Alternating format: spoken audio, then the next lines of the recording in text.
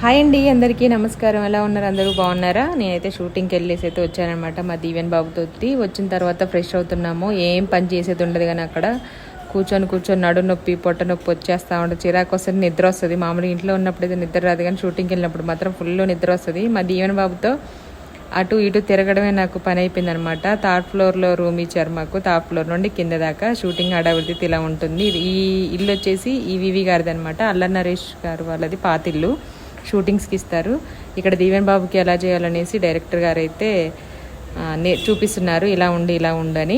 ఒకటి రెండు సార్లకి దీవెన్ బాబు భలే చేసేసాడు.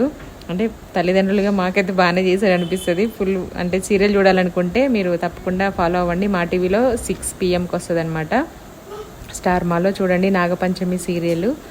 దీవెన్ బాబు ఎంట్రీ అయితే ఫస్ట్ ఒక రోజు అయింది. ఇంకా తర్వాత నుండి రేపు అయితే వస్తుంది అనుకుంటాను నేను కంటిన్యూగా. చాలా చేశారనమాట షూటింగ్. మీకు నచ్చుతుంది.